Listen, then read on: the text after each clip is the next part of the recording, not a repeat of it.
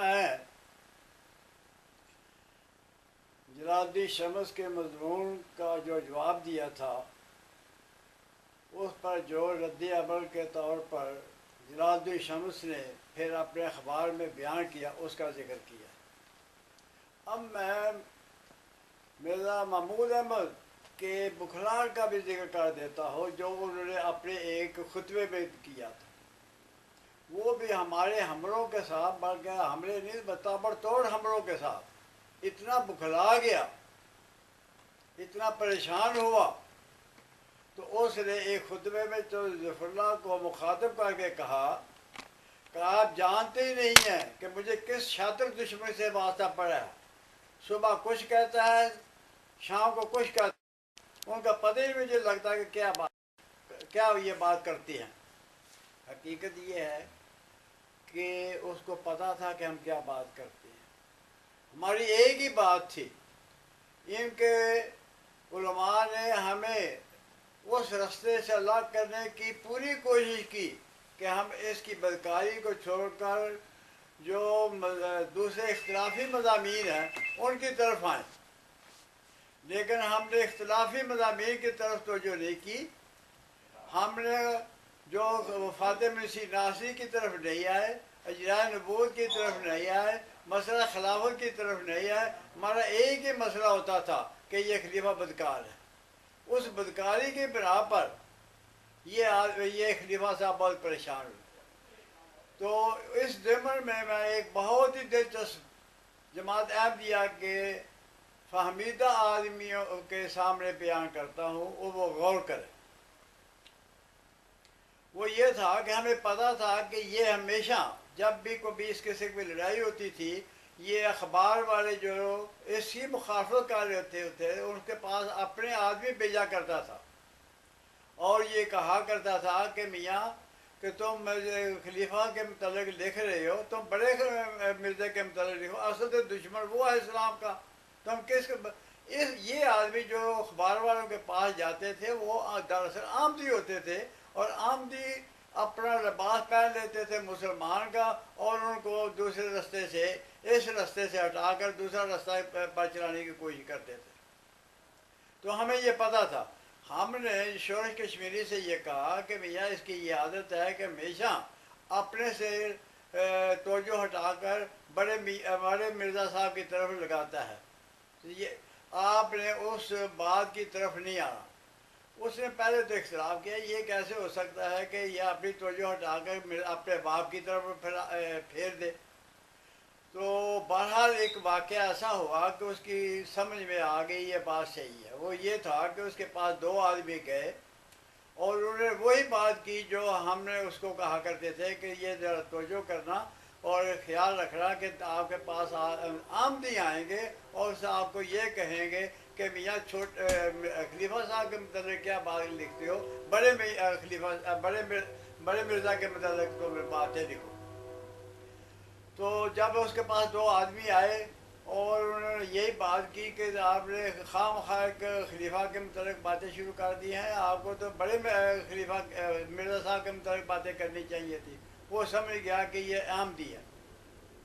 اس وقت پھر اس نے اپنا چپڑاسی پلایا، اس نے کہا کہ بھیا ذرا یہ دروازہ جو ہے وہ مکفر کر دیں اور یہ فون کریں ایس پی کو کہ دو آدمی میرے پاس آئے ہوئے ہیں قادیانی، وہ مجھے قتل کرنا چاہتے ہیں۔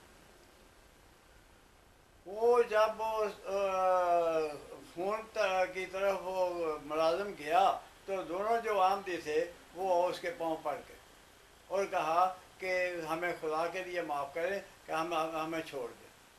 تو اگلے دن پھر شورش کشمیری نے یہ سارا کے سارا واقعہ بیان کیا۔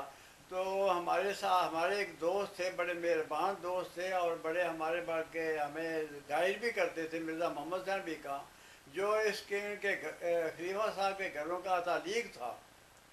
اس نے پھر شورش کو کہا کہ پھر اگر یہ واقعہ صحیح ہے آپ بیان کرتے ہیں تو آپ پھر اس کے متعلق کو لکھیں بھی۔ اس نے پھر یہ سارے کا سارا واقعہ لکھا کہ میرے پاس اس آدمی نے اپنے باپ کے خلاف لکھنے کے لیے بھی دو آدمی بھیجے، اگر مجھے اطلاع نہ ہوتی ممکن ہے کہ میں گمراہ ہو جاتا اور غلط رستے پر چل پڑتا، کیونکہ مجھے پہلے اطلاع دے دی ہوئی تھی ان حقیقت پارٹی کے آدمیوں نے، تو مجھے پتہ تھا اسی وقت، پھر میں سمجھ گیا کہ یہ اسی خلیفے کے آدمی بھیجے ہوئے۔ انہوں نے اس واقعہ کے بعد روا کا راسپٹی لکھا، جو کہ اخبار چٹان رسالے میں چھپ چکا ہوا ہے۔ پہلے اس نے سارے کا سارا یہ واقعہ لکھا کہ یہ ایسا بدبخت شخص ہے کہ اس نے اپنے سے توجہ ہٹا کر اپنے باپ کی طرف توجہ دلانے کے لیے مجھے میرے پاس آدمی بھیجے۔ تو یہ ایک ضمنی طور پر واقعہ تھا، اور واقعہ بھی بڑا سنگین ہے۔ میں اور یہ بات آپ لوگوں کے سامنے حرفیہ بیان کرتا ہوں، اور اگر مجھ پر اعتماد نہیں ہے تو آپ 56 کی رسالہ چٹان کو دیکھیں، اس میں روا کا راسپٹین اس مضمون ہے، اس سے پہلے جو انہوں نے لکھا ہے وہ خود بخود پڑھ لے کہ کس طریقے سے یہ شخص اپنے باپ کے خلاف لکھانے کے لیے اس نے آدمی بھیجے، اس میں باقاعدہ ریکارڈ ہے یہ۔ تو اس طریقے سے ہمارا خلیفہ صاحب کے ساتھ مقابلہ ہوا، اور اس طریقے سے خلیفہ صاحب نے اپنا ہتھیار پھینکے، اور جتنے اس کے سے لکھنے والے مولوی ابوالعطا، جلال الدین شمس،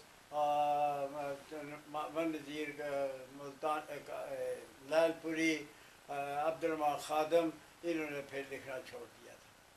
تو اب تک میں جو آپ کے سامنے بیان کیا ہے، پہلی بات میں آپ سے یہ عرض کروں گا کہ آپ پہلے میری تاریخ جو میں نے آپ کے سامنے بیان کی ہے وہ دیکھیں کہ وہ خلیفہ صاحب مجھے کہتے ہیں کہ قادیان افواج کے لیے آؤ، میں قادیان چلا جاتا ہوں۔ وہ کہتے ہیں فرقان فورس میں جاؤ اور اپنی جانیں قربان کرو، جہاد کرو، ان کے کہنے پر میں فرقان فورس میں بھی جوائن کر لیتا ہوں۔ تو کیا میں آپ کے سلسلے کا، جماعت احمدیہ کا یا خلیفہ صاحب کا کیسے دشمن ہوں؟ اس پر آپ غور کریں۔ دشمنی میری اس وقت پڑی ہوئی تھی، مخالفت میری اس وقت ہوئی تھی، اور میں جماعت سے الگ اس وقت ہوا تھا کہ جب مجھے اس کی بدکاری کا علم ہوا تھا۔ تو یہ بحث جو ہے وہ جو فتنے کا آغاز کیا تھا، اس طریقے سے وہ اس کا اختتام ہوتا ہے۔ اب میں آپ کے سامنے وہ بات جو خلیفہ صاحب نے کہا کہ یہ خلافت کا فتنہ ہے، اس پر تو کچھ اس کا پس منظر بیان کرتا ہوں کہ خلیفہ صاحب نے مولوی عبد المنان عمر کو ہمارا جو رہنما بنا کر پیش کیا کہ یہ وہ آدمی، یہ اس کے کرندے ہیں، یہ اس کے سپوکس مین ہے۔ تو اس کے متعلق میں آپ کے سامنے کچھ روشنی ڈالنا چاہتا ہوں کہ اس کا پس منظر کیا ہے۔ اصل بات یہ ہے کہ جماعت کی 3 تنظیمیں تھیں: اطفال احمدیہ، خدام احمدیہ، تنصار اللہ یا انصار احمدیہ۔ جو خدام احمدیہ تھے، اس کے جو پریزیڈنٹ تھا وہ میاں ناصر احمد صاحب تھے۔ وہ 2-3 سال وہی رہے۔ ایک اجتماع ایسا ہوا جس میں میاں ناصر احمد صاحب کے مقابل پر عبد المنان صاحب کا نام پیش کر دیا کہ یہ خدام احمدیہ کے پریزیڈنٹ ہونے چاہیے۔ اس نام پیش کرنے میں جو ہمارا گروپ نکالا گیا تھا وہ تقریباً وہی تھے جنہوں نے میاں عبد المنان کا نام پیش کیا تھا کہ یہ ان کو اس خدام احمدیہ کا پریزیڈنٹ ہونا چاہیے۔ اب میاں عبد المنان صاحب عمر کا نام بھی پریزیڈنٹ کے لیے تجویز ہو گیا، اور اس کے سامنے کا نام پیش کرنے والوں کا جو تھا ایک آدمیوں کا گروہ، وہ بھی سامنے آ گئے۔ تو اس طریقے سے وہ خلیفہ صاحب کے ذہن میں آ گیا کہ اب بھی ایک ایسا